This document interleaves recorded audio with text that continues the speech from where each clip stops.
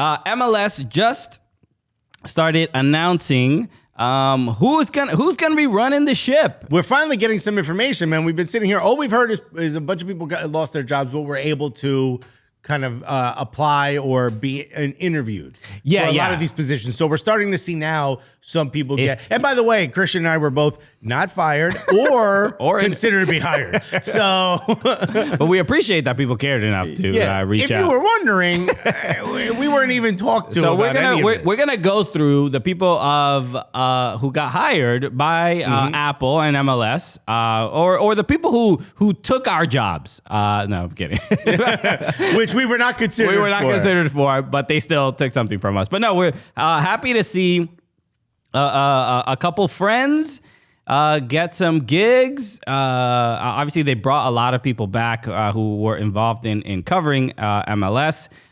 Just some of the people that we've met personally: Marisa Du, Lori Lindsay, Danielle Slayton, Sebastian Letou, Sasha Kleshin, BWP. I think we've met everybody on here except for Kendra.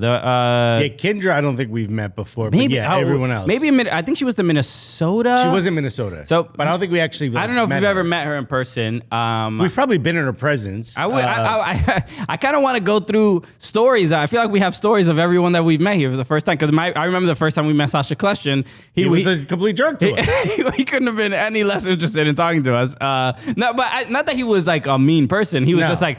This was in 2016. And at MLS Cup. At MLS Cup. And it's like, who the hell are these guys? Right. You shouldn't even be at this damn party. And that holds true to this day. BWP was in Atlanta at MLS All-Star. We met at a nightclub. Remember that? And where I told him I want to rap battle him. And he said, yeah, when I retire. Never happened, BWP. Okay. We got bars for you, We're calling you out, dog. Marcelo Balboa, who we met. I don't remember where we met. It might have been at an MLS Cup or an MLS All-Star. But couldn't have been We've met him a couple times, actually. Met him a couple times. Yeah. Oh, did we talk to him at the Soccer Hall of Fame? Yep.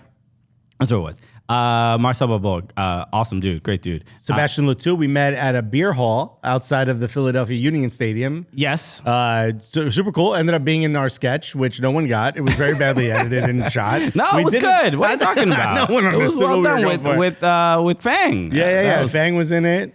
Danielle Slayton, we met her also at the U.S. Soccer Hall of Fame, and she's great. She's obviously works with the San Jose Earthquakes. Right. Marisa Du is the homie. Lori Lindsay, we've already rap battled. She's great.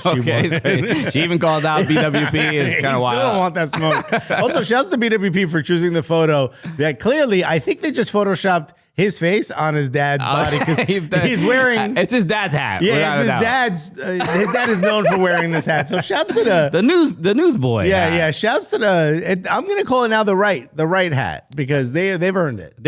These look like outside of the Balboa and Sebastian Letou, they look like. They came in studio. Like Apple said, yo, come in studio, take these show. Maybe we MLS. got an Infinity background. We need you here. Okay. Diego Valeri. We've met before. Great guy. Puts no sugar in his mate. The homie Jillian Sakovic. The absolute homie. We met her also Max times. Brados. Max Brados. Homie. Cubano. Got on the list. Jake Zivin, Portland Timbers announcer. Good to see. We've had him on the show, right? Yes, we have. Yeah. Also great dude. Steve Kanji Man, who obviously New York Red Bulls announcer for a long time, MSG guy. He has the voice of what you do. What? Imagine how a black comic from the early 2000s does a white guy's voice, and how everyone does a sports announcer's voice. If you blend that is Steve Cangelosi's voice. Oh, right? That's strange description. I don't agree. I do not agree. What part am I wrong? It's an iconic voice. No, that's what I mean. But it's the voice. Everyone's like, I'm not smart, and then you're like, excuse me. Put both of those together because he has that has that slightly nasally. It has a higher pitch than probably most. So if you blend those two, it's a 50-50 of exactly that. And by the way, legend. I can say that now that he's not with the Ops. No, even with the Ops, Kanji was great. That's the no doubt version of you talking, bro. We don't fuck with the Ops. See, Gabe, this is what you got to do. So good to see. This is the first I think round of announcements of who's going to be covering MLS. At the very least, I don't know if this is going to be English and Spanish announcer. I don't know if Diego Valeri will be involved in the Spanish side as well, because we Hopefully. know that will be a part of it as well. Somebody just said, as a Rebels fan, I fully signed into Alexis' opinion about Cangelosi's voice, so clearly I'm right. Thank you, Nick Red. But I Am La Lucha said, I'm sad we don't get Ian Joy, and I don't be so quick to say that because you also have Pablo Maurer's tweet of what all of the different things that each of the clubs are going to have to produce for their own channels, because each of them are going to get their own channels within this deal. Do you have that to pull up by any chance? I don't have it here, but I can look up. Paulo just tweeted it, so I'll look it up. Yeah, there is a specific kind of requirement that Apple is requiring from each club has to produce a kind of a I don't want to use the term a wealth of. I'm going to use the term a girth of content. Okay. They're going to have to produce quite a bit of content. So these are the specifics. I don't know if this is too inside baseball, too businessy, No, but this is it's good for fans to know what kind of content is coming. So it looks like from this, each team will have their own, quote, club room, which will just have this constant streaming of like background content. Yeah. So like profiles of players, something called The Ritual, which is a fan-focused piece that lays out club traditions, supporter culture, and whatnot. So each club is tasked with producing all of this. A series of 2-minute-long profiles on a dozen of each club's players to run all year. So it's cool. Like you turn it on.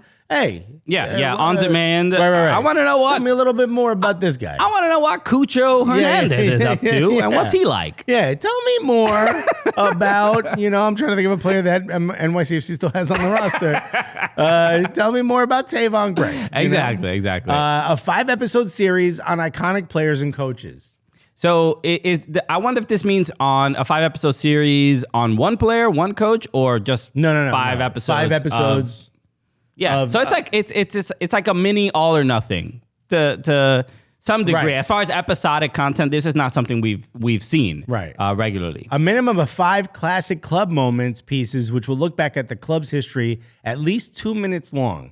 A doc also lays out in-season content that includes a weekly first-team report, at least 3 minutes, basically just training updates, news, match previews, etc. And also, clubs have to deliver every post-game press conference for regular season, playoffs, and Leagues Cup match. Monthly content includes a community report focused on what each club is doing locally, an academy report, and there's also MLS Pro Next Pro focused video offering 2 times a month during that league season. So the one thing... so clubs have to do this.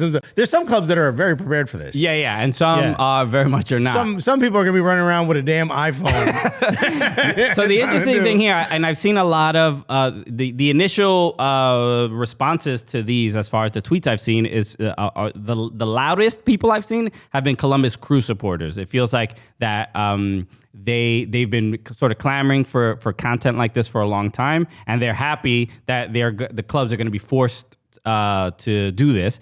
My hope, at the very least, and yes, it does seem like a bit of a tall task, because you're gonna.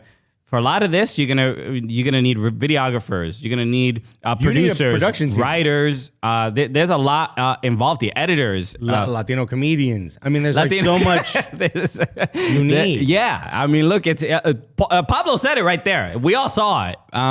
So this is my hope is that there's a larger budget for a lot of this stuff, and there's more jobs and more opportunities for a lot of people. So this is. To me, this is something to be very, very much excited about. Okay, well, now that you said that, I want to read Pablo's last tweet, which is league-wide. I've heard concerns. And again, this is Pablo Maurer. You can follow him at MLSist, MLSIST. He said, league-wide, I've heard concerns from folks at clubs that this might be a bit too heavy of a load. Whatever the case, one thing is clear. Some clubs, the ones which already deliver great content to fans, are well-equipped for this. Others will have to catch up.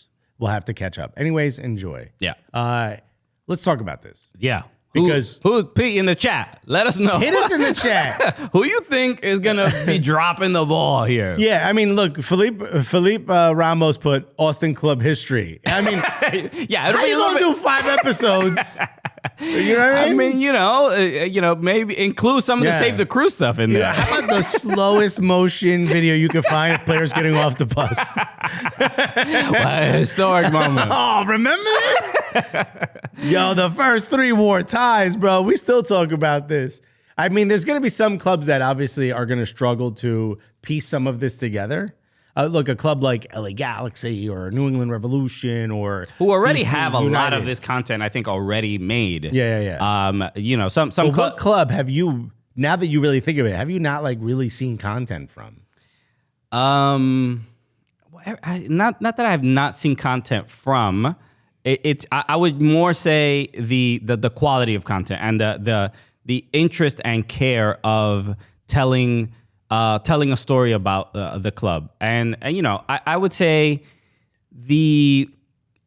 I personally like clubs that have a front-facing person. Clubs or brands, they need to have this. Yeah, that have a front-facing person kind of deliver the news about the club. So someone whose face immediately you associate with like, oh, so like Montreal, CF Montreal has the girl Catherine Paquette. I think incredible. She's great. Claudia Pagan. Yes, for DC United, DC United. like front-facing people. Columbus, I believe Jordan Angeli does that job, if I'm not mistaken. From time to time, I don't think she does anymore. I don't know. Yeah, I'm just saying, but this is what I've seen in the past. So that I prefer that. Back in the day, remember Toronto FC had Rachel Bonetta? Yeah. Way back in the day. I think, and you know, and I've said this to people. NYCFC, we're sort of that. We're quasi that. Yeah, kind of that. But but I think that should be something that they incorporate more often in like even in Instagram content, TikTok content. Just have a person that you can connect to rather than simply game footage. The way David Butler was for 433. Right. So you could see all the other stuff, but then when a message had to be delivered, here's this guy. Clubs tell stories in different ways, and I even with NYCFC, I think they do a great like documentary style, and it feels very high budget in the way they tell stories about games, right? Especially those big moments in like the MLS Cup final and all that stuff. Shout out to Tanner who was involved in a lot of that stuff. And think about the biggest moments, us getting rings. I mean, right. The Union also I think are spectacular, and they lean into.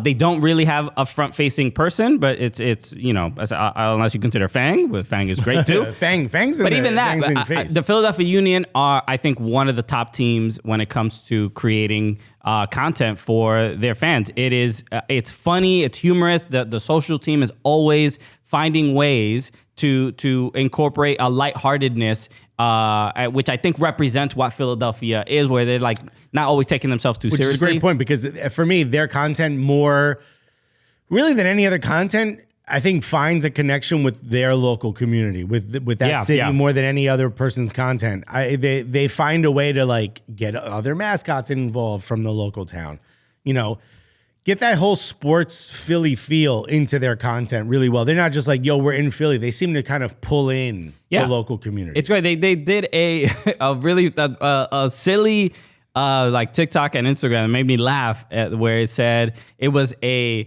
aerial view of Subaru Park, and the text it was split screen. So it said the top half said an aerial view of Subaru Park, and then the bottom of it says a Times New Roman view of Subaru Park, and it was just the font. Silly. Off season, you're just having a good time. Nobody's gonna get mad at you for tweeting that out. Can I say, when I suggest these things, he goes, okay, I don't find it funny, but go ahead. The Union do it. All of a sudden, it's the funniest. Please, go for it. I would love it. If you could come up with something that clever, I'd be very, very impressed. My whole career is that clever, bro. See, Andrew Johnson says some of these teams are going to have to import production talent. Not every market has the film infrastructure that NYC or LA has. I disagree. I think you'd be shocked at how much production happens outside of those major cities, because there's so much that needs to be filmed. Think of like how much local commercials, think about everything else. All those things, absolutely incredible.